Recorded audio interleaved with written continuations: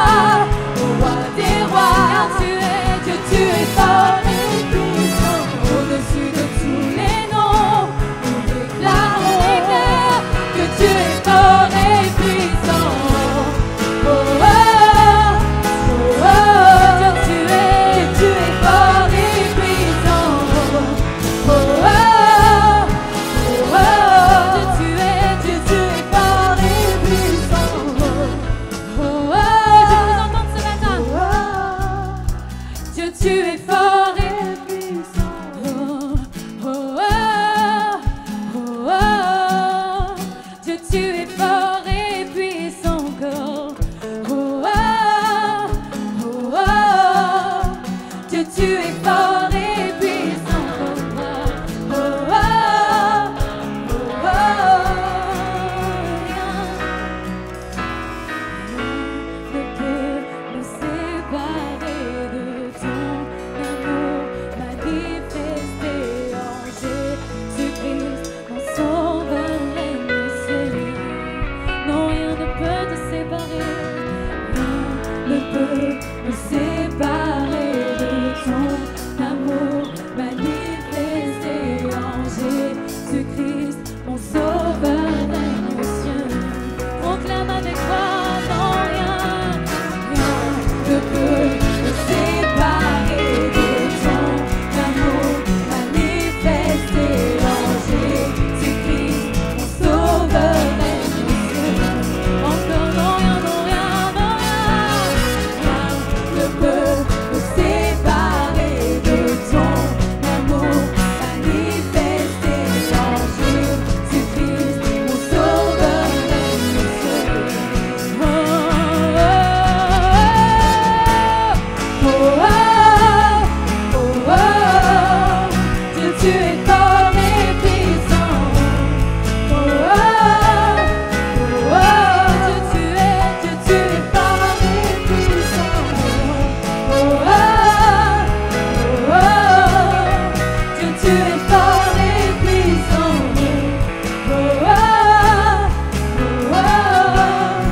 Dieu, tu es fort et puissant. Oh, oh, oh, oh. Dieu, tu es fort et puissant. Oh, oh, oh, oh. Dieu, tu es fort et puissant.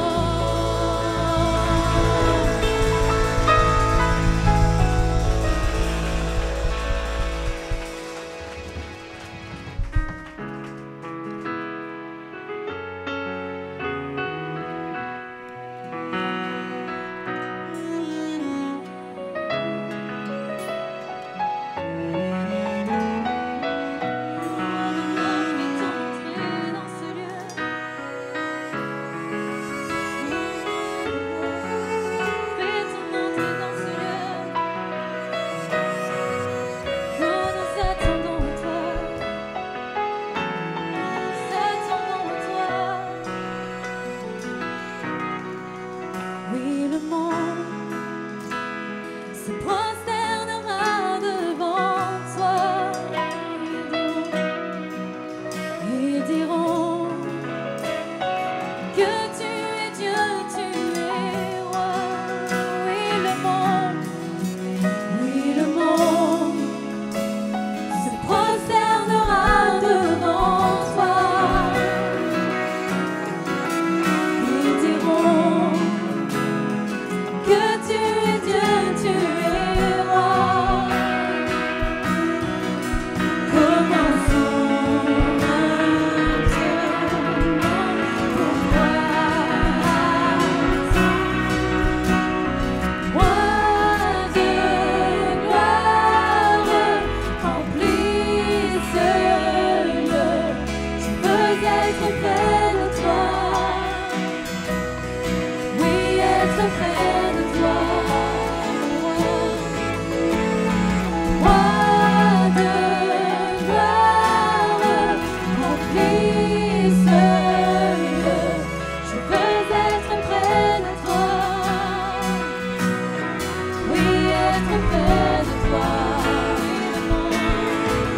Oui, le monde se prosternera devant toi.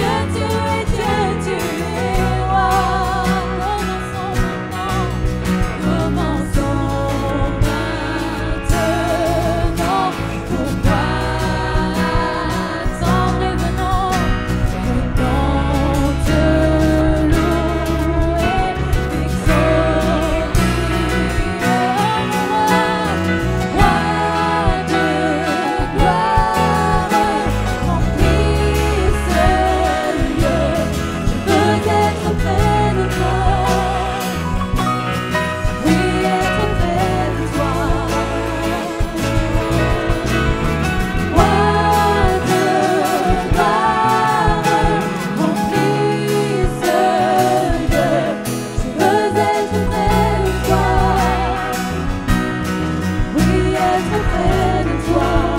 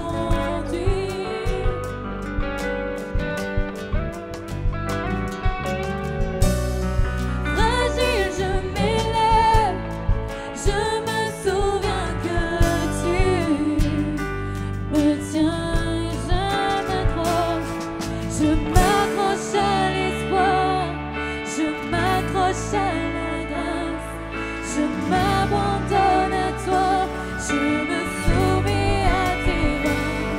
Toi l'encre de mon âme, Père, tu ne changeras jamais. Je t'aime, je t'aime.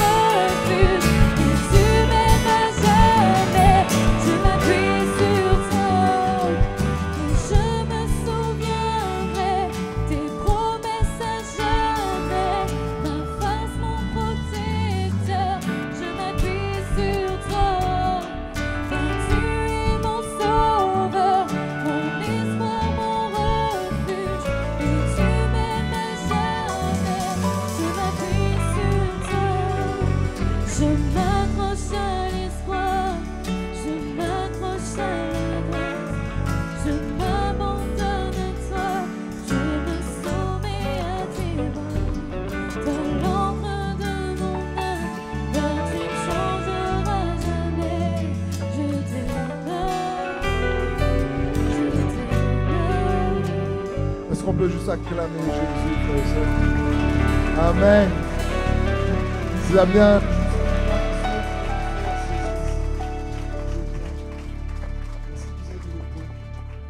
Merci de vous asseoir. Saint-Esprit, merci pour ta présence dans ce lieu. Esprit de Dieu, prends toute la place. Je te prie de mettre tes paroles dans ma bouche. Un esprit de révélation, de sagesse. De venir fortifier mes frères et sœurs ici présents, tous ceux et celles qui nous écoutent en ligne. Saint-Esprit, que ta parole vienne fortifier, donner la foi, renouveler, guérir, apporter la vie de Jésus. Donner le courage, faire disparaître les peurs, les craintes, guérir, restaurer les cœurs et guérir les corps. Merci Jésus, parce que tu es le Seigneur des Seigneurs et le roi des rois. Amen. Alors aujourd'hui, on va commencer une nouvelle série. On est resté un moment sur une série qui s'appelle Équilibre. Et il y a eu plusieurs messages donc, sur cette série. Mais en priant cette semaine, j'ai vraiment eu à cœur de commencer une nouvelle série sur les promesses de Dieu. Et aujourd'hui, on va voir la promesse de l'Emmanuel. On va voir ensemble que Dieu est bien plus avec toi que tu ne le crois. Je répète, Dieu est bien plus avec toi que tu ne le crois. Et j'espère qu'avec, en tout cas, ce message, j'allais ressortir de ce temps en étant pleinement convaincu qu'il y a beaucoup plus en toi que tu ne le crois et que Dieu est bien plus avec toi que tu ne le crois. Vous savez, parfois, dans la vie, pour avancer, la seule chose qu'on a, c'est une promesse que Dieu nous fait. Un peu comme Abraham, Dieu lui dit, quitte ta parenté, quitte ta maison, quitte ta famille, quitte, va dans le pays que je te montrerai. Mais ce qu'Abraham avait à ce moment-là, dans ce que Dieu lui avait dit, c'était une promesse. C'est tout ce qu'il avait, une promesse. Et il faut comprendre que c'est vrai que pour nous, on ne réalise pas la puissance d'une promesse. Pourquoi? Parce que je pense que tous, on a déjà été peut-être déçus, blessés, parce que en tant qu'homme, lorsque il y a des promesses, ce n'est pas forcément tout le temps tenu. Peut-être que nous-mêmes, on a déjà fait des promesses et on n'a pas tenu. Donc, et que à ce moment-là, on pense aux promesses comme quelque chose de réellement, on va dire, écoute, comme un souhait où on ne met plus vraiment notre confiance dans une promesse parce qu'on pense que, bon, c'est pas sûr que ça va marcher, quoi. Ou c'est pas sûr que ça va être tenu. Donc, écoute, pour ne pas être déçu, je préfère pas trop croire en ce qu'on m'a annoncé parce que si je crois et que après ça ne marche pas, donc ça va me décevoir. Mais il faut bien réaliser que quand Dieu lui fait une promesse, Dieu n'est pas un homme pour mentir, nous dit la parole de Dieu. Dieu est fidèle. Frères et sœurs, Dieu est fidèle à ses promesses qu'il te fait et qu'il nous fait. La Bible dit dans Hébreux 10, 23, retenons fermement la profession de notre espérance, car celui qui a fait la promesse est fidèle. Ça veut dire quoi? Dieu est fidèle. Ça veut dire qu'il ne va pas échouer. Dieu n'échoue jamais.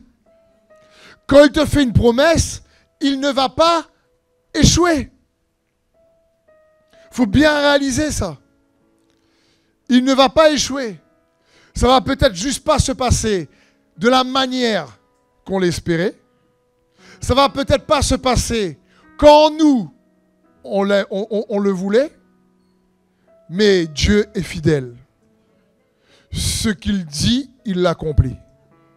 Ça signifie quand quelqu'un, un enfant de Dieu, est pleinement convaincu, un chrétien, garde la foi en Dieu, en ses promesses, parce qu'il garde la foi, pas uniquement dans les promesses de Dieu, mais dans le Dieu des promesses, dans le Dieu de la promesse.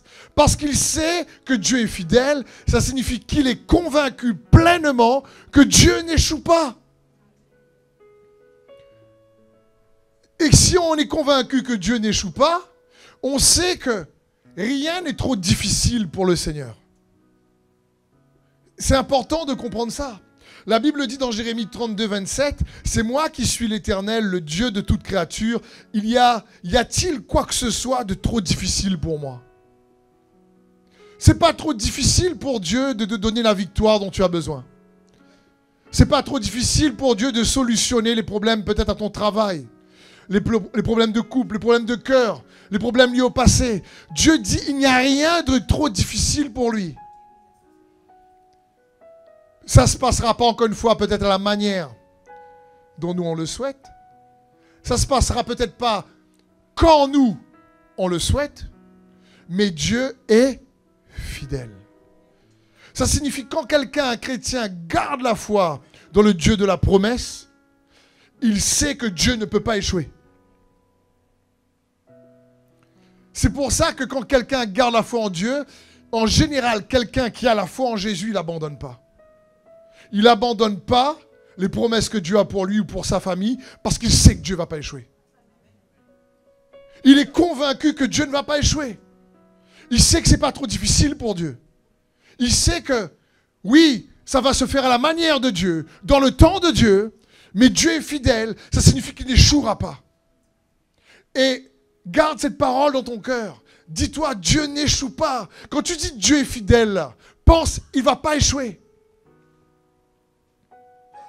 Il ne va pas échouer. Si nous, on garde la foi. Si nous, on lui fait pleinement confiance en lui et ce qu'il a accompli. Parce que c'est son cœur. Pour chacun d'entre nous. Donc, Dieu a fait beaucoup de promesses dans la parole de Dieu. Ma question c'est, quelle est selon vous la plus importante? Est-ce qu'il y a vraiment une promesse plus importante que les autres? Parce que Dieu a fait beaucoup de promesses. Et Dieu fonctionne. Il donne à Abraham une promesse parce que la promesse, quand on lui fait confiance, va développer en nous la foi. La Bible dit que les promesses s'obtiennent par la foi et non par la loi. Et Dieu désire nourrir notre espérance, notre foi. À la foi est une ferme assurance des choses qu'on espère. Et c'est son cœur. Mais il y a de magnifiques et d'extraordinaires promesses, les unes plus belles que les autres dans les Écritures. Je ne saurais peut-être pas vous dire laquelle, la vie éternelle, c'est extraordinaire, être sauvé, c'est extraordinaire. Mais s'il y en a bien une promesse qui débloque toutes les autres promesses, c'est la promesse de l'Emmanuel. S'il y a bien une promesse qui débloque toutes les autres promesses, c'est la promesse de l'Emmanuel. Dans Matthieu 1, 22, la Bible dit « Tout cela arriva afin que s'accomplisse ce que le Seigneur avait annoncé par le prophète. » C'est-à-dire les promesses. La Vierge sera enceinte, elle mettra au monde un fils et on l'appellera Emmanuel, ce qui signifie Dieu avec nous. Ce qui signifie Dieu avec nous, Dieu avec toi. Ça, c'est la promesse qui vient débloquer toutes les autres promesses. C'est la promesse clé. Dieu avec toi et il n'échouera pas d'être avec toi. Dieu avec toi, il n'échouera pas de te montrer qu'il est bien avec toi. Il est l'Emmanuel. Et ça parle ici de ça, du fait qu'il ne nous quitte pas, qu'il est constamment là avec nous. Mais une question simple, qui est l'Emmanuel? Dans Matthieu, là qu'on a lu, il n'y a pas de piège. C'est qui l'Emmanuel? Il n'y a pas de piège. C'est Jésus-Christ, bien sûr. Jésus-Christ est l'Emmanuel. Et il faut bien comprendre que la Bible dit, dans 2 Corinthiens 1, 20, en effet, Jésus est le oui à tout ce que Dieu a promis. C'est donc aussi par Jésus que nous disons notre oui à Dieu pour lui rendre gloire. La Bible dit que c'est en Jésus-Christ que toutes les promesses de Dieu sont oui et amen. C'est en Jésus-Christ que toutes les promesses de Dieu sont oui et amen. Et Jésus est l'Emmanuel. Dieu avec nous. C'est même plus aujourd'hui une promesse, c'est un état de fait. C'est une réalité. Il avait promis dans Isaïe, la Vierge sera enceinte et elle aura un fils. On l'appellera l'Emmanuel. Emmanuel, ce qui signifie Dieu avec nous. Et c'est arrivé. Aujourd'hui, Jésus est avec toi, mon frère et ma sœur. Et il faut bien réaliser qu'il est avec toi bien plus que tu ne le crois. Il y a un mystère dans l'Emmanuel que j'aimerais essayer par la grâce de Dieu, avec son aide, peut-être venir affermir, venir révéler aujourd'hui dans votre pensée, dans vos cœurs. Parce que quand tu dis Dieu est avec toi, et si tu y crois vraiment, ça signifie que tu ne peux pas échouer dans ta vie. Tu ne peux pas passer à côté de ce que Dieu a pour toi. C'est ça que ça signifie. Ça signifie que même si c'est difficile parfois certaines situations, s'il est avec toi, franchement, c'est juste incroyable. C'est que ça me fait penser à cette femme samaritaine au puits avec Jésus. Et elle est en train de puiser de l'eau. Et Jésus lui dit, si tu connaissais, si seulement tu connaissais le don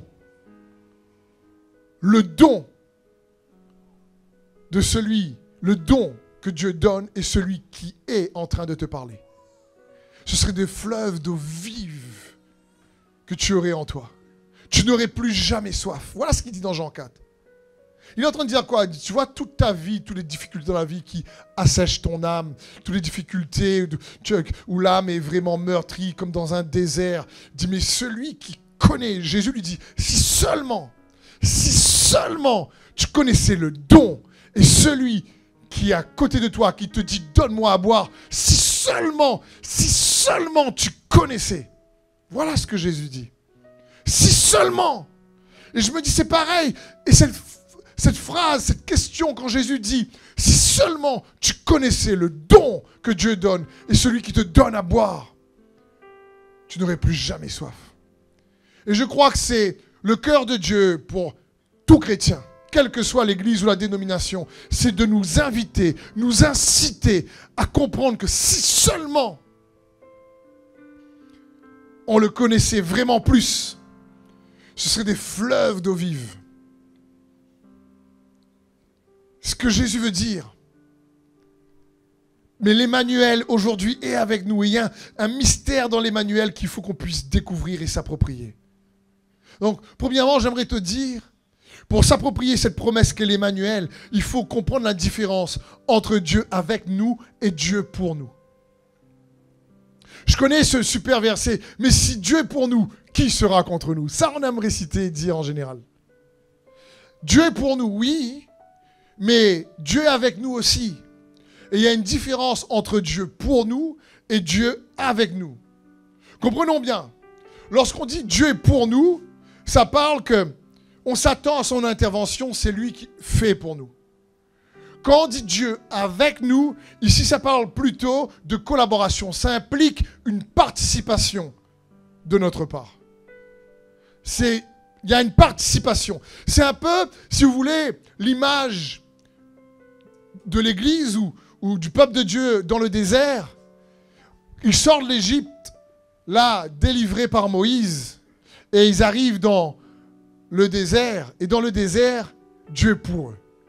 Même si c'est difficile, même si le lieu est aride, mais il y a la manne. Qu'est-ce qu'ils font le matin? Ils se réveillent et hop, ils remplissent le frigidaire pour la journée. Et la Bible dit que les vêtements grandissaient sur eux. T'imagines, toi?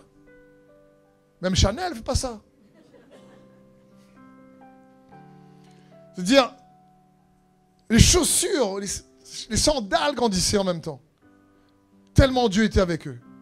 Il y avait la colonne de nuée pour les protéger de l'ardeur du soleil. La journée, la colonne de feu pour les éclairer la nuit, je veux dire. Franchement, ils n'avaient même pas besoin de produire l'électricité pour faire avoir la lumière. Dieu était là. Dans le désert, Dieu était pour eux. Même si c'était difficile. Et puis arrive la terre promise. Là, quelque chose qui change. Les promesses. La terre promise représente les promesses que Dieu a pour toi et pour moi. Qui, en Jésus-Christ, sont oui et amen. Lui qui est l'Emmanuel. Encore une fois, la terre promise, ce n'est pas au ciel, parce qu'il n'y a pas de géant au ciel. C'est aujourd'hui que Dieu désire faire couler les fleuves d'eau vive au travers de toi, que tu commences à expérimenter ça. Et dans la terre promise, Dieu dit, je te donne ce pays magnifique, un très très beau pays. Je préparais pour toi. C'est un pays où coule le lait, le miel, franchement, c'est comme ça. Mais il y a quelques géants dessus. C'est à toi de les sortir de là. En plus, quand Dieu dit, je vous donne le pays, il ne parle même pas des géants. Il découvre qu'il y a des géants dedans. Quand ils vont voir. Et là, ils se disent, tu nous as dit le pays, oui, il y a le lait, le miel. Par contre, tu as peut-être oublié de nous dire qu'il y a des géants.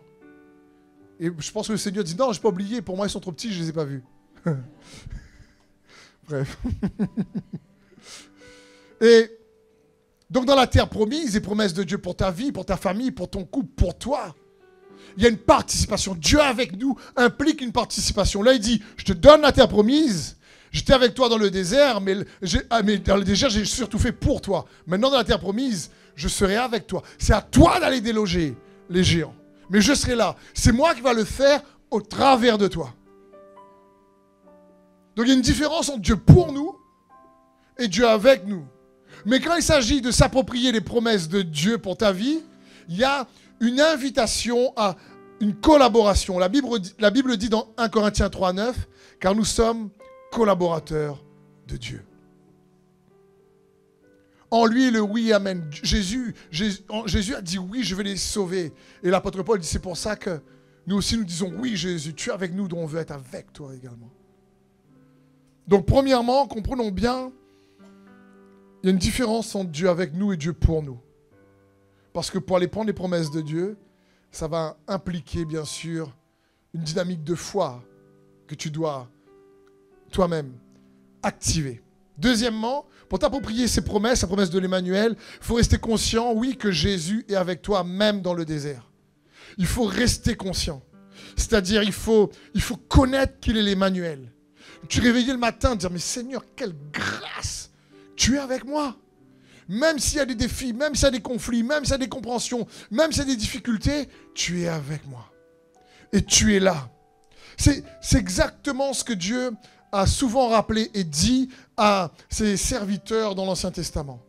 J'aime ce passage dans Genèse 39:1. La Bible dit, quant à Joseph, on l'avait fait descendre en Égypte et Potiphar, l'officier du Pharaon, qui était chef des gardes, un Égyptien, l'avait acheté aux Ismaélites qui l'y avaient fait descendre. L'Éternel fut avec Joseph et la réussite l'accompagna. Il habita dans la maison de son maître égyptien. Je veux dire, ces deux versets semblent être une contradiction. Joseph est trahi par ses frères. Joseph est vendu en tant qu'esclave. Joseph arrive dans un pays qu'il ne connaît pas, dans une culture qu'il ne connaît pas, avec une langue qu'il ne connaît pas. Il est mis à nu sur le marché des esclaves. Il n'a plus de compte en banque, il n'a pas de nom qui peut l'aider, il n'a pas de connexion divine. Le gars est dépouillé de tout, il est au plus bas. Il n'a rien pour l'aider. Mais la Bible dit, mais Dieu était avec Joseph. Et la réussite l'accompagna. Peut-être que tu te dis, j'ai pas ci, j'ai pas ça. Mais si tu as l'Emmanuel avec toi et que tu es vraiment conscient qu'il est vraiment avec toi, crois-moi, tu resteras pas longtemps sur le marché des esclaves. Il faut bien réaliser ça. Mais Dieu fut avec Joseph. Il était avec Joseph.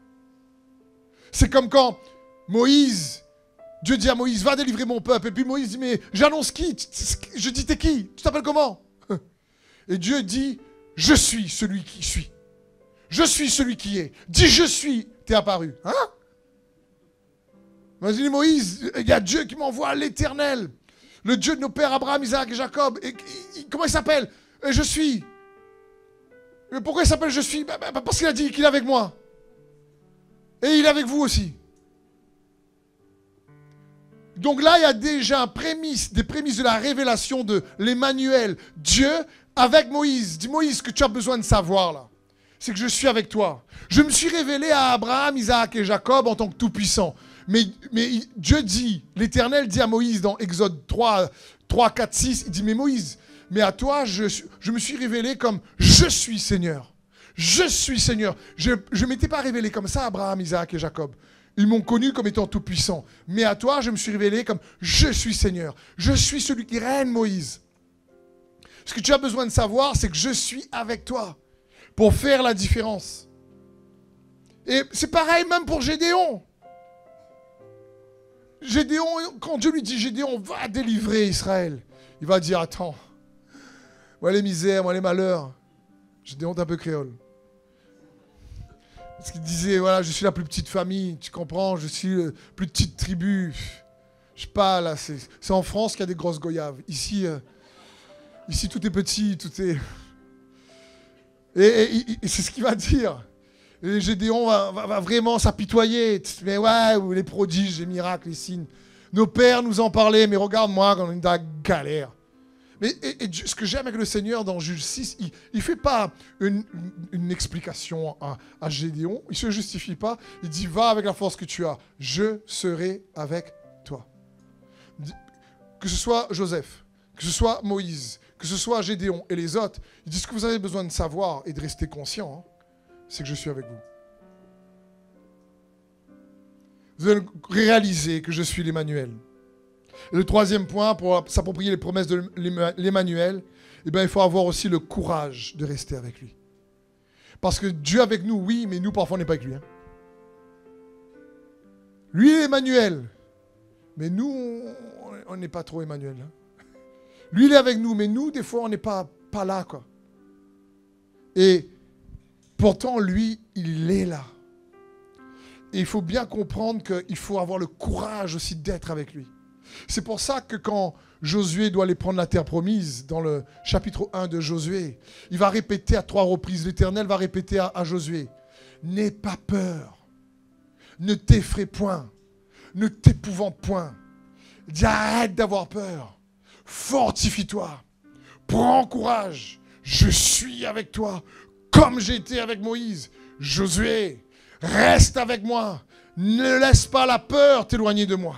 Ne laisse pas les doutes t'éloigner de moi. Ne laisse pas l'adversaire qui paraît être fort t'éloigner de moi. Ne laisse pas les géants te faire fuir de moi. Josué, fortifie-toi et prends courage. Josué, je suis avec toi. Ne te laisse pas avoir par ce que tu vois. Ne te laisse pas avoir par l'adversité, même si elle paraît énorme. Josué, fortifie-toi. Fortifie-toi, Josué, en moi et garde courage, car je suis avec toi. Qu'est-ce que Dieu est en train de dire ici à Josué, dans Josué 1? Il est en train de dire, Josué, moi je suis avec toi. Si tu veux prendre tes promesses, toi ne t'épouvante point. Toi ne te relâche pas. Toi, Josué, reste avec moi. Fortifie-toi en moi. C'est ce qu'il veut dire à Josué. Josué, tant que tu restes avec moi, moi je ne me déplace pas. S'il y a un problème, c'est toi qui t'es déplacé. C'est comme si Dieu dit, moi je suis là. Et il va dire, ne t'ai-je pas donné cet ordre? Fortifie-toi et prends courage. Ne sois pas effrayé, ne sois pas épouvanté. Car l'Éternel, ton Dieu, est avec toi où que tu ailles. Il dit, Josué, ce que tu as besoin, c'est réellement toi de ne pas te décourager parce que je serai avec toi. Parce que du moment que tu commences à te décourager, du moment que tu commences à penser que l'adversité est plus fort que moi avec toi, eh ben, tu vas laisser les craintes et les peurs te dominer. Et le problème, c'est que les peurs, quand on ne va pas les demander à Dieu de nous aider à les surmonter, elles dominent sur nous. C'est ça le problème. Elles ont la victoire sur nous, quel que soit le type de peur. Et ici, il dit à Josué, mais je suis avec toi. N'aie pas peur. La promesse de l'Emmanuel. Je crois que si seulement chacun d'entre nous, on grandissait plus dans quel est ce don que Dieu nous fait d'être avec nous, et qu'on le connaissait, l'apôtre Paul parle de l'excellence, de la connaissance de Jésus-Christ, notre Seigneur. Si on pouvait grandir là-dedans, Dieu avec nous implique qu'on reste conscient qu'il est avec nous et qu'on garde, qu'on se fortifie en lui, parce qu'il va demander une participation. Quelle participation? La participation de la foi, tout simplement. La participation de lui faire confiance. Qu'il est là et qu'il n'échouera pas, parce qu'il est fidèle. Il est fidèle. Et donc, comprenons bien, c'est quoi une promesse? Une promesse, on pourrait avoir plusieurs définitions. Mais les promesses de Dieu sont comme une invitation à faire en sorte qu'il y ait une manifestation de l'évidence de son existence dans ta vie. Me suivez-vous? C'est quoi? Pourquoi Dieu nous fait des promesses? Une promesse, c'est comme l'Emmanuel, c'est quoi? Dieu avec nous, pourquoi? Pour dormir? Non. Dieu avec nous, pourquoi? Pour que les gens voient qu'il est avec toi. Me suivez-vous? Donc, il est avec nous. Il dit à Josué, je suis avec toi, tu vas prendre des promesses. Ils vont voir que je suis avec vous. T'effraie pas, Josué, t'épouvante pas, je suis là. Jéricho peut avoir des murs, oh, mais je suis là. Toi, crois que je te promets que je suis là. L'Emmanuel est là. Quand Dieu nous fait des promesses, ces promesses, c'est comme une invitation à écrire quelque part l'histoire qu'il a prévue pour toi, à se manifester, à se démontrer dans cette vie ici-bas. C'est ce que Dieu désire. Donc, comprenons bien, pour nous approprier les promesses de l'Emmanuel, il nous faut garder courage pour exercer cette autorité qu'est l'Emmanuel en toi. Ça parle ici, on doit démontrer, on doit arriver à... Quand tu es conscient que Dieu est là, en général, même si c'est difficile, cette source d'eau vive là, si ton âme est sec, si tu commences à avoir peur, si tu commences à te décourager, eh ben elle te rafraîchit, elle te fortifie, elle te renouvelle, parce qu'il est avec toi. Jésus lui-même, la Bible dit, dans Actes 10, 38, vous savez comment Dieu a oint du Saint-Esprit de force Jésus de Nazareth, qui allait de lieu en lieu, faisant du bien et guérissant tous ceux qui étaient sous l'empire du diable, car Dieu était avec lui. Même si Jésus est 100% Dieu et 100% homme, même si Jésus est en même temps le Fils de l'homme et le Fils de Dieu, même si Jésus est en même temps le Fils et en même temps Dieu lui-même, il voulait nous montrer qu'en tant que Fils de l'homme, il a fonctionné en étant conduit par le Saint-Esprit. Il a voulu fonctionner en tant qu'homme oint par le Saint-Esprit. Et nous montrer que si Dieu est avec nous, eh bien automatiquement, oui, ben, qui sera contre nous? Dans le sens où même si ce n'est pas évident, il n'échouera pas s'il est avec toi. Il n'échouera pas. La promesse de l'Emmanuel, c'est juste extraordinaire. C'est pas juste Noël, quand il arrive, Emmanuel, on fait des chants, mais les guirlandes, c'est top. C'est rien, c'est bien, mais c'est pas. Ça apporte en réalité la force de Dieu lui-même quand tu réalises qui est l'Emmanuel. Et Dieu était avec lui. Et ce qui est intéressant, c'est que la Bible dit, vous savez comment Dieu a oint cet esprit de force?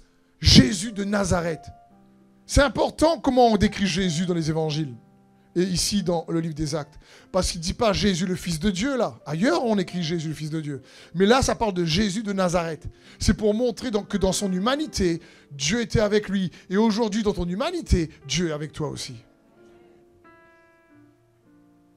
C'est dans ce sens.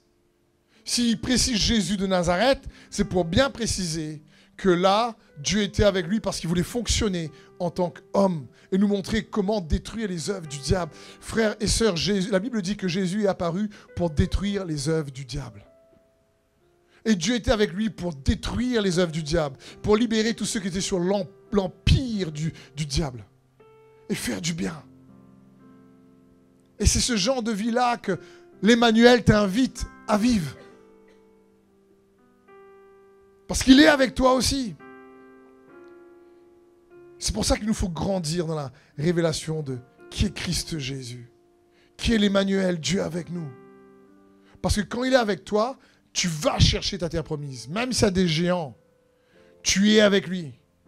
Regardez ce que dit David contre Goliath le géant dans 1 Samuel 17, 45. David dit aux Philistins, tu marches contre moi avec l'épée, la lance et le javelot. Et moi, je marche contre toi au nom de l'Éternel des armées. Dieu de l'armée, le Dieu de l'armée d'Israël que tu as insulté. David est en train de dire, écoute, Goliath, tu es peut-être un gars hyper entraîné. Tu es vraiment tu es le champion de l'UFC, MMA, ce que tu veux. Vraiment, là, Goliath, personne, toi, y a pas de tu es hors catégorie tellement tu es un géant, tu fais peur à tout le monde. Et toi, tu viens avec moi, avec ta force, ton entraînement, là, ton javelot, ta lance, etc. Il dit, mais Goliath, moi, je viens avec toi au nom de l'Éternel des armées. David était conscient que Dieu était avec lui. Vous savez, les enfants de Dieu que nous sommes, la Bible dit que le peuple de Dieu est un sacerdoce royal, un peuple de prêtres rois. Pas rentrer dans, en tout cas, cette vérité-là en tant que prêtre, en tant que roi, mais comprenons juste bien ceci. Le prêtre est là pour prier, intercéder, pour représenter Dieu devant les autres et les autres devant Dieu, etc. Je résume. Mais le roi, il est là pour exercer l'autorité que Dieu lui a confiée. Et comprends bien, si Jésus est avec toi, il s'appelle l'Emmanuel, c'est parce qu'il désire que tu puisses aller récupérer tes promesses avec l'autorité de son nom pour abattre les géants qui te font face dans cette terre promise que Dieu a pour toi. Et comprenons bien, Dieu ne va pas faire pour toi ce qu'il te demande de faire toi. Quand Israël disait « Seigneur, enlève Goliath s'il te plaît », le Seigneur disait « Non, enlevez Goliath vous-même. Je suis avec vous pour ça. Non, Seigneur, enlève Goliath. » Je sais pas, imaginons un exemple simple. La parole de Dieu dit « Donner l'autorité pour marcher sur les serpents et les scorpions. » Tu as un petit scorpion qui passe. Des bêtes. Et tu peux avoir, je sais pas, phobie des scorpions. Et tu dis, dans le nom de Jésus, je chasse. Je brise. Tu vois, le petit scorpion se promène. Et puis il s'en fiche de toi. Parce qu'en fin de compte, tu as une pointure de pied et des chaussures et un poids. Son dard ne fera pas le poids. Le problème n'est pas le scorpion, c'est la peur. Me suivez-vous? Et Dieu dit, je suis avec toi. Je suis avec toi, avec ta grosse chaussure.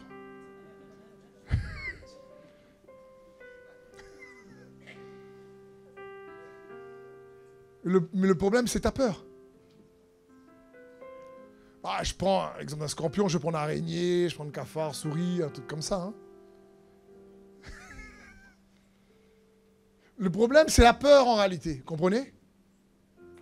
Et il faut apprendre à comprendre quand Dieu est avec toi, il désire que tu puisses apprendre à exercer l'autorité de l'Emmanuel qui vit en toi, pour aller prendre possession des promesses que Dieu a pour toi. Et comme David, pour le dernier point que j'aimerais voir avec vous ce matin, c'est pour t'approprier la promesse de l'Emmanuel, donc il faut grandir dans l'exercice de l'autorité de l'Emmanuel. Comment? En comprenant c'est quoi porter et déclarer le nom de Jésus, comme David a fait pour abattre le géant Goliath dans la terre promise. Il a dit, c'est au nom de l'Éternel que je m'adresse à toi. Et pour activer la puissance de l'Emmanuel, de celui qui est en toi, il faut que tu comprennes qu'il y a une clé capitale dans le fait de porter le nom de Jésus et de déclarer le nom de Jésus.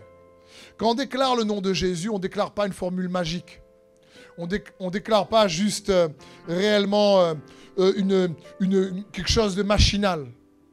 Dans le nom de Jésus, ça parle en la puissance de Jésus, en l'autorité de Jésus, à la place de Jésus, selon la volonté de Jésus. C'est de ça. Quand on dit dans le nom de Jésus, c'est ça. Comprenons bien. On pense que... Et là, il y a quelque chose à vraiment faire attention. On pense que quand je dis dans le nom de Jésus, eh ben je le dis et c'est Jésus, en fin de compte, qui va être le médiateur pour faire pour moi. Ce que je demande, je dis dans le nom de Jésus, donc Jésus va le faire pour moi, vraiment dans le ciel. Et comme ça, si tu veux, il va demander au Père pour moi quand je dis dans le nom de Jésus. On n'a pas trop compris en réalité. Quand on dit dans le nom de Jésus, en réalité, c'est nous qui le faisons pour lui. Parce qu'on confond Jésus médiateur et Jésus Seigneur. Et pour aller prendre les promesses de l'Emmanuel, ça implique qu'on apprenne à exercer l'autorité de la Seigneurie de Jésus-Christ qu'il nous a donnée. Vous êtes en train de me dire, ah Steve, qu'est-ce qu'on est en train de raconter ou là? Qu'est-ce qu'ils sont en train de nous dire là? Bon, on va laisser Jésus nous parler lui-même. On va lire dans Jean 16, à partir du verset 23. Jésus dit, en ces jours-là, vous ne me ferez pas de demande. En vérité, je vous dis que toutes les choses que vous demanderez au Père en mon nom, il vous les donnera. Jusqu'à présent, vous n'avez rien demandé en mon nom. Demandez et vous recevrez afin que votre joie soit accomplie. Verset 26 du même chapitre. En ce jour-là, vous demanderez en mon nom, et je vous ne dis pas que moi je ferai des demandes au Père pour vous. Car le Père lui-même vous aime, parce que vous m'avez aimé et que vous avez cru que moi je suis sorti d'auprès de Dieu. C'est très puissant ce que Jésus dit ici. D'abord, il commence ici en disant « en ce jour-là ». De quel jour il parle? Il ne parle pas d'un jour précis de 24 heures, il parle d'une période. Il est en train, dans Jean 16, d'expliquer qu'il va ressusciter. Il est en train d'expliquer à ses disciples qu'il va ressusciter. Il est en train de dire, après le jour de ma résurrection, il y aura une nouvelle dispensation qui va arriver. Il y aura la dispensation de la grâce, il y aura une nouvelle alliance qui est établie. En ce jour-là, il y aura la possibilité pour l'homme de me connaître comme jamais il m'a connu. En ce jour-là, le don du Saint-Esprit va arriver. En ce jour-là, l'esprit de la résurrection sera disponible. En ce jour-là, l'Emmanuel, Dieu avec vous, sera en vous. En ce jour-là, croyez-moi que vous allez déclarer mon nom. Il y aura un déclenchement de puissance en vous, au travers de vous. Parce qu'en ce jour-là, il parle d'une période. Il parle du temps ici qu'on est en train de vivre encore. Jusqu'à ce que Jésus revienne. Il parle de cette nouvelle dispensation. Il parle ici en ce jour-là. Et Jésus dit ici, écoutez bien, en ce jour-là, vous demanderez en mon nom. Et je ne vous dis pas que moi, je ferai des demandes au Père pour vous. Jésus dit, je ne demanderai pas pour vous. Je ne serai pas le médiateur. On sent à vous. C'est débrouille-toi. Dans ce jour-là, en ce jour-là, pourquoi? Parce que Jésus est en train de dire, en ce jour-là, quand tu vas me connaître que je suis moi, l'Emmanuel, en toi, que tu portes mon nom et que tu transportes mon nom, tu vas réaliser l'autorité de mon nom. Comme David qui dit au nom de l'Éternel des armées. David était conscient qu'il portait le nom de l'Éternel des armées. Et Jésus dit, en ce jour-là, je ne serai même pas le médiateur. Oui, Jésus est le médiateur entre Dieu et les hommes. Il y a un seul médiateur entre Dieu et les hommes, Jésus-Christ, homme, nous dit la parole de Dieu. Mais ici, il dit, je n'ai même pas fait le médiateur pour vous en ce jour-là. Parce que en ce jour-là, que vous allez comprendre l'autorité de mon nom, en ce jour-là, quand vous allez demander vous-même, mon Père le fera. Parce qu'il va voir que vous avez cru en moi, ce que j'ai accompli. Il va voir que je suis réellement en vous. Il va voir qu'en ce jour-là, il y aura la puissance du Saint-Esprit, l'eau vive dont je parle, sera avec vous, au milieu de vous, en vous. Et ne cherchera jusqu'à déborder au travers de vous. Jésus dit ici. Donc il faut bien comprendre ça. Et on doit ensemble grandir dedans cette compréhension de l'autorité du croyant dans le nom de Jésus-Christ. Parce qu'un croyant doit croire que Dieu est avec lui. Un croyant doit croire que l'Emmanuel est avec lui. Alors oui, à ce moment-là, si Dieu est pour toi, qui sera contre toi? Mais il faut comprendre, c'est comme quand, en tant que parent, quand les enfants sont petits, on aime bien faire des choses pour eux, oui ou non? Puis après, quand ils grandissent un peu, tu te dis, écoute, débrouille-toi un petit peu, quoi. Tant qu'ils sont petits, j'espère, tu fais le lit pour eux. Parce que 2 ans, 2 ans, tu ne sais pas trop faire le lit, tu ranges le petit berceau et tout ça. Mais si à 20 ans, tu es toujours en train de faire le lit pour eux, à un moment donné, tu te dis, je sais pas moi. Comprenez? Dieu aime faire pour nous, mais il prend plaisir aussi à faire avec nous. Quand on arrive à Christ, je comprends. Il y a quand on arrive à Christ, on vient d'arriver, donc Dieu fait pour nous. Je ne sais pas si vous arrivez, si vous vous rappelez ça, quand tu viens de te convertir, c'est génial, tu demandes un truc, ça arrive, on dirait que tu suis un nuage, on dirait que tout marche, c'est génial, là tu as le feu, c'est bien. Puis après, au fur et à mesure, tu te rends compte que ça marche un peu moins là. Tu dis, papa a fait mon lit? Oui, mon enfant. Puis quand tu penses à qu'on dit, papa a fait mon lit, il dit, non, fais-le toi-même, hein? Et c'est là qu'on ne comprend pas. Jésus est le médiateur, mais à un moment donné, Jésus, il faut que tu réalises que tu es un fils de Dieu, tu es un enfant de Dieu. À un moment donné, il veut que tu réalises qui est l'Emmanuel en toi. À un moment donné, il y a un truc qui doit se passer. Il y a une prise de conscience sur que tu es un enfant de Dieu, quoi. Et qu'il est avec toi bien plus que tu ne le crois. Mais quand tu ne crois pas suffisamment, ça ne marche pas. Et tu demandes à Dieu de faire des choses qu'il te demande de faire des choses, toi. Tu dis, Seigneur, fais ça pour moi. Et Dieu dit, écoute, j'ai déjà fait tellement de choses pour toi et je t'ai équipé pour faire ces choses-là. Je t'ai donné mon nom pour le faire. Emmanuel. Et c'est pour ça que quand on voit ce passage dans le livre des Actes avec Pierre et Jean, quand Pierre dit, je n'ai ni argent ni or, mais ce que j'ai, je te le donne. Au nom de Jésus-Christ de Nazareth, lève-toi et marche. Et il en prit par la main droite, il le leva, et à l'instant, les plantes et les chevilles de ses pieds devinrent fermes. Verset 16, il dit, c'est par la foi en son nom, c'est son nom qui a raffermi cet homme que vous voyez et que vous connaissez. Et la foi qui a permis de lui donner vraiment une entière disposition à tous ses membres en présence de vous, c'est la foi en son nom.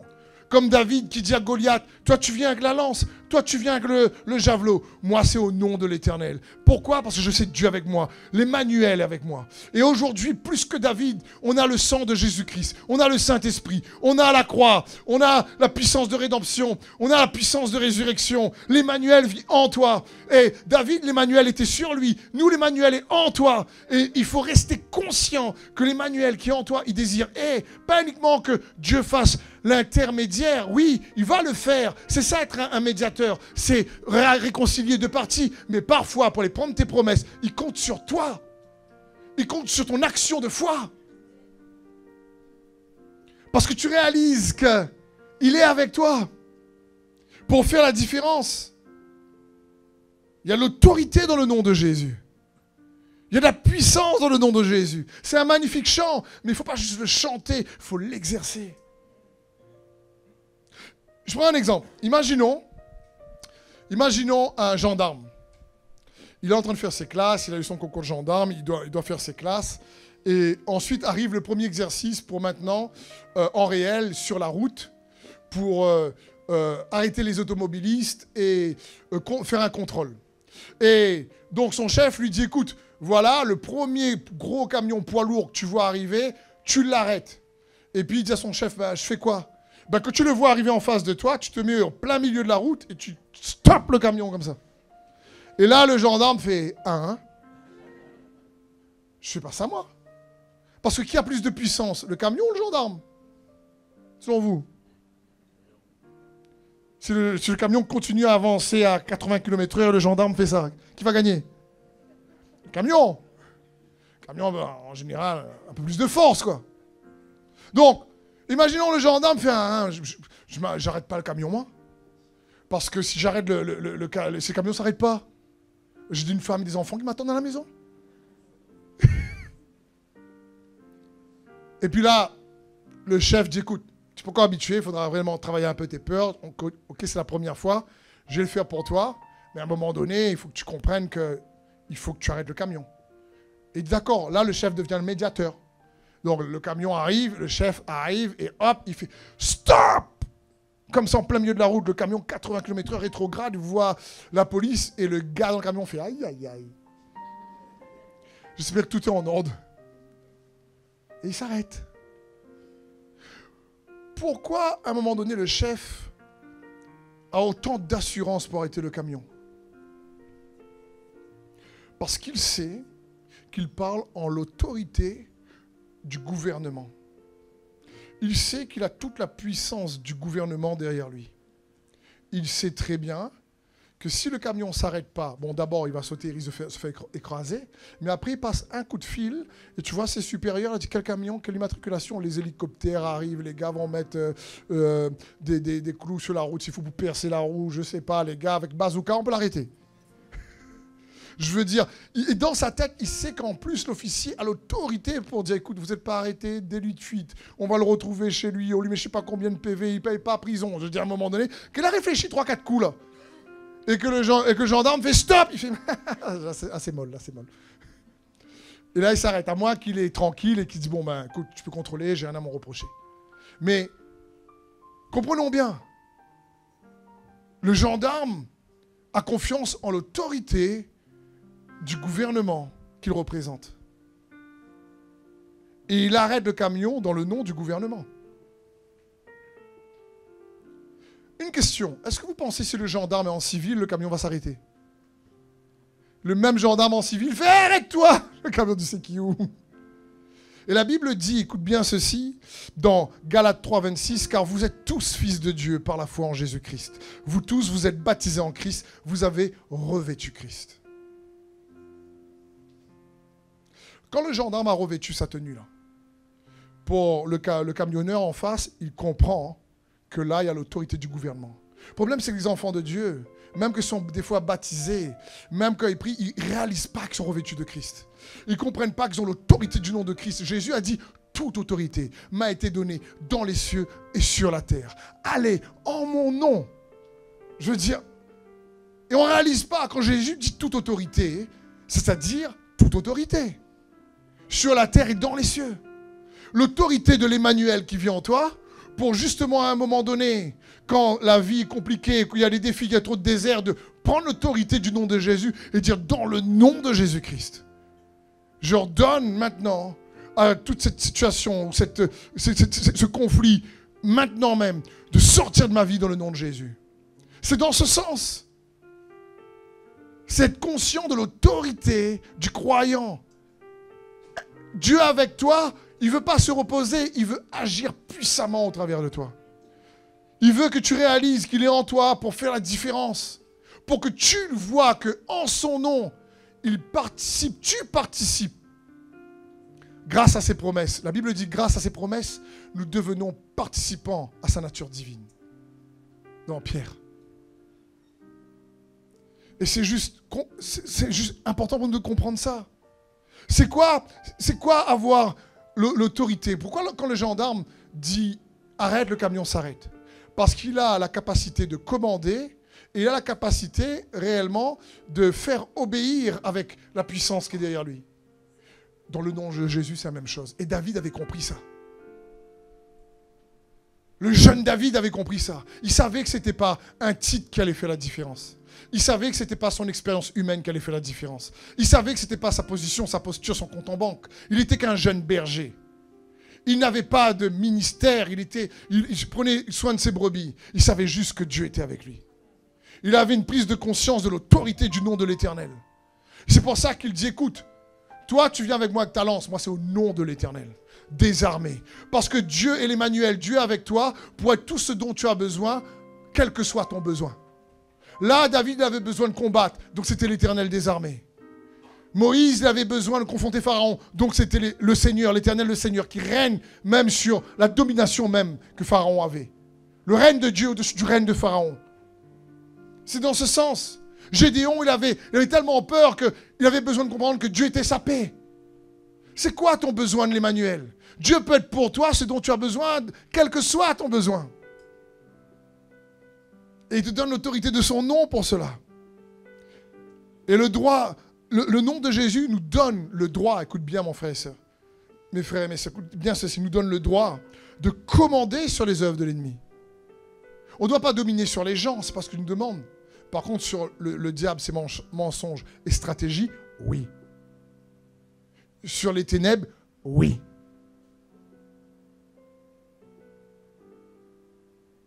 Si tu es revêtu de Christ, tu as beaucoup plus de puissance et d'autorité que tu crois. Donc peut-être certains sont en train de faire ces classes. Comme le gendarme dit, camion là, trop gros.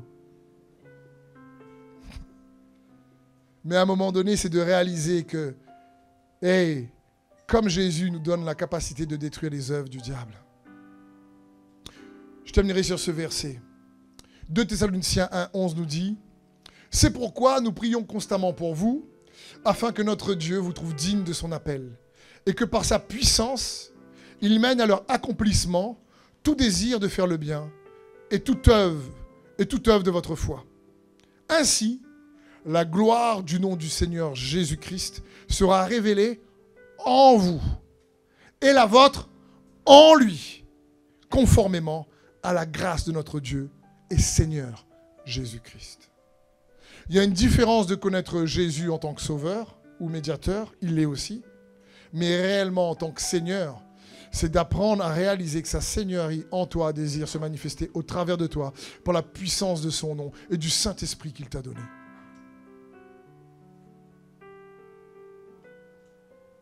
Je ne sais pas si vous réalisez, frères et sœurs. C'est pour ça que Jésus a dit, mais si seulement tu connaissais le don. C'est le don du Saint-Esprit que Dieu nous donne. Si seulement tu connaissais le don. Et qui est celui qui te parle? Jésus parle à la femme samaritaine.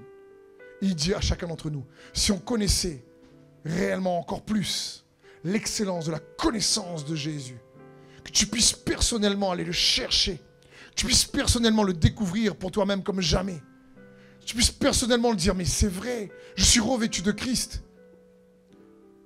À un moment donné, ce que Dieu veut dire, c'est arrête de vivre victime de ton passé. Arrête de vivre victime de situations présentes. À un moment donné, si tu réalises que Dieu est avec toi, il doit avoir un déclic parce que tu connais qui est le don, des fleuves d'eau vive. Il dit, mais pour plus avoir soif, des fleuves d'eau vive, il est en train de dire, mais viens, je t'invite. C'est possible, frères et sœurs. C'est pour ça aussi que Jésus nous dit, et je l'ai déjà dit, il est bien de se rappeler, quand tu t'adresses à Dieu dans la prière, tu demandes. Mais quand tu t'adresses au diable et à ses œuvres, tu commandes. C'est pas pareil. Tu commandes.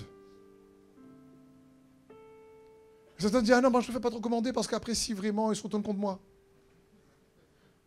Tu sais, même si tu ne commandes pas, il va se retourner contre toi. Il y en a qui disent, moi je préfère pas embêter le diable parce que si tu l'embêtes là, après il nous embête aussi. Non, même si tu n'embêtes pas, il va t'embêter. Il est venu pour détruire, voler. Et Jésus dit, moi je suis venu pour vous donner la vie en abondance. Quand on parle de Jésus, l'Emmanuel, comprenons bien mes frères et mes sœurs, il y a une réelle différence entre Dieu pour toi et Dieu avec toi. Mais pour prendre les promesses que Dieu a pour ta vie, pour recevoir la vie abondante que Jésus-Christ a pour toi, ça va demander ta participation. Participation de foi. La foi en son nom. Qui est l'Emmanuel, Jésus-Christ? Le mystère d'Emmanuel, Dieu avec toi, va se démontrer de plus en plus lorsque tu vas commencer à prendre de plus en plus conscience. Tu vas commencer à réaliser, à voir de plus en plus qu'il désire que tu également uses de l'autorité qu'il t'a donnée pour détruire les œuvres du diable contre ta propre vie ou ta famille. Pour que tu puisses te rappeler que tu es revêtu de Christ. Et qu'il est capable et qu'il désire faire la différence dans ta vie. Amen. Saint-Esprit, je te remercie pour mes frères et mes sœurs. Que ton esprit de révélation et de sagesse qui nous révèle Jésus-Christ, notre Seigneur, soit la portion de chacun d'eux. Je te prie particulièrement de venir enlever, quelles que soient les peurs de chacun. Que cette parole que tu as dit à Josué soit cette parole pour chacun d'entre nous. Lorsque tu as dit ne t'épouvante point, ne t'effraie point. Tu as dit n'aie pas peur. Et tu as dit à Josué, fortifie-toi et prends courage, car je suis avec toi. Alors je te prie pour mes frères et sœurs dans ce lieu, ceux qui nous regardent, dans le nom de Jésus, viens les fortifier. Saint-Esprit, apprends à chacun d'entre nous à nous fortifier en toi, comme David se fortifiait dans le Seigneur. Aide-nous à connaître le don que tu nous as donné, le Saint-Esprit. Le don de grâce, le don de justice. Et à te connaître tel que tu es, Jésus-Christ. Que l'excellence de la connaissance de Jésus soit notre portion. Je te prie d'augmenter l'appétit, la faim et la soif de chaque frère et sœur qui va écouter ce message. Un désir de te découvrir comme jamais encore. De découvrir et d'expérimenter cette promesse qui débloque toutes les promesses, la promesse de l'Emmanuel, Dieu avec nous, par l'exercice de l'autorité de ton nom. Parce que tu vis en nous et nous en toi. Ainsi, la gloire de ton nom, Seigneur, sera révélée en nous et nous en toi, conformément à la grâce de notre Dieu et Seigneur Jésus-Christ, comme il est écrit dans ta parole. Amen. Merci d'avoir suivi ce message. J'espère que ce message a fortifié votre foi. Merci également pour tous ceux et celles qui nous soutiennent au travers de votre générosité. Vous avez en bas de votre écran un QR code qui vous conduira vers une page qui s'intitule jeveubénir.com. Merci de nous aider à propager sa parole. D'ailleurs, si ce message a fortifié votre foi et que vous connaissez quelqu'un de votre entourage qui aurait besoin de l'entendre, n'hésitez pas à lui partager ce message. Aussi, je vous encourage, si vous le souhaitez, à vous abonner à notre chaîne YouTube. Nous avons des messages nouveaux chaque semaine. Nous sommes aussi présents sur d'autres médias dont vous aurez donc les liens dans la description ci-dessous. En tout cas, merci de nous avoir suivis. Soyez bénis.